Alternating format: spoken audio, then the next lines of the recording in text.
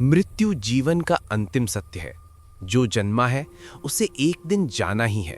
लेकिन क्या हो अगर मौत किसी को छू ही ना पाए? क्या हो अगर जिंदगी एक वरदान नहीं बल्कि एक कभी न खत्म होने वाला भयानक श्राप बन जाए? महाभारत, धर्म और अधर्म का सबसे बड़ा युद्ध। कुरुक्षेत्र की उस लाल मिट्टी में लाखों योद्धा वीर गति को प्राप्त हुए, लेकिन एक योद्धा ऐसा था जिसके भाग्य में वीर गति नहीं बल्कि दुर्गति लिखी थी। एक ऐसा योद्धा जो 5000 साल बाद आज इस कलयुग में भी हमारे बीच सांस ले रहा है। आज हम बात कर रहे हैं गुरु द्रोणाचार्य के पुत्र महाबली अश्वत्थामा की। अश्वत्थामा अभी भी जिंदा है? ये सवाल सदियों से भारत की हवाओं में गूंज रहा है। लेकिन अगर वो जिंदा है तो आखिर वो है कहां? आज हम इस रहस्य की परतों को खोलेंगे। अश्वत्थामा का जन्म साधारण नहीं था। गुरु द्रोण ने भगवान शिव की घोर तपस्या की थी एक ऐसे पुत्र के लिए जिसमें स्वयं महादेव का अंश हो। अश्वत्थामा का जन्म हुआ तो उनके रोने की आवाज उच्चैश्रवा घोड़े जैसी थी, और जन्म से ही उनके माथे पर एक दिव्य मणि थी। ये मणि कोई साधारण पत्थर नहीं था, ये उनका रक्षा कवच था। इस मणि के रहते उन्हें कोई अस्त्र शस्त्र, कोई बीमारी, यहां तक कि भूख प्यास भी नहीं सता सकती थी। वे अजेय थे, लेकिन यही अजेयता उनके अहंकार का कारण बनी। महाभारत युद्ध के 18वें दिन जब दुर्योधन मृत्युशैया पर था, अश्वत्थामा प्रतिशोध की आग में जल उठा। उसने युद्ध के नियमों को ताक पर रख दिया। रात के अंधेरे में उसने पांडवों के सोते हुए 5 पुत्रों का वध कर दिया।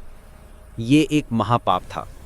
जब पांडवों ने उसका पीछा किया तो जान बचाने के लिए अश्वत्थामा ने वो किया जिसकी कल्पना भी भयानक थी। उसने ब्रह्मास्त्र का संधान किया। जवाब में अर्जुन ने भी ब्रह्मास्त्र चलाया। ऋषियों के कहने पर अर्जुन ने अपना अस्त्र वापस ले लिया, लेकिन अश्वत्थामा, उसे वापस लेना नहीं आता था। अपने पापों की पराकाष्ठा पार करते हुए अश्वत्थामा ने उस ब्रह्मास्त्र की दिशा बदल दी पांडव कुल के अंतिम वंशज अभिमन्यु की पत्नी उत्तरा के गर्भ की ओर।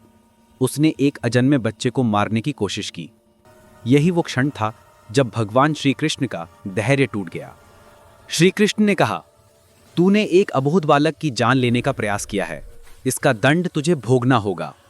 कृष्ण ने सुदर्शन चक्र से उसके माथे की वो दिव्य मणि निकाल ली और उसे वो श्राप दिया जो मौत से भी बदतर था।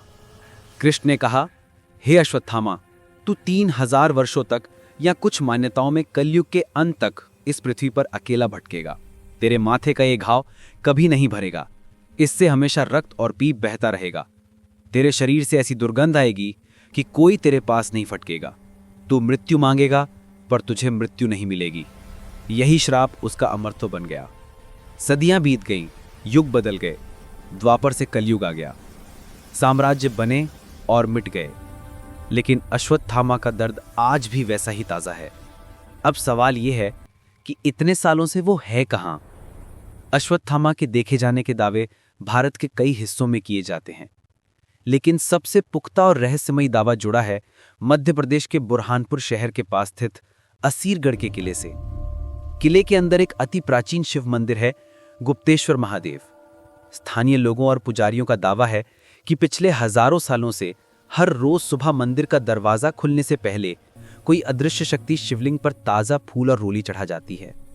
कई लोगों ने दावा किया है कि उन्होंने रात के अंधेरे में या ब्रह्म मुहूर्त में किले के आसपास एक अत्यंत लंबे व्यक्ति को भटकते देखा है।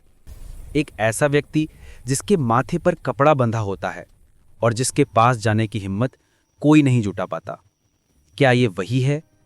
सिर्फ असीरगढ़ ही नहीं, कुछ मान्यताओं के अनुसार अश्वत्थामा हिमालय की दुर्गम गुफाओं में अपने पापों का प्रायश्चित कर रहे हैं।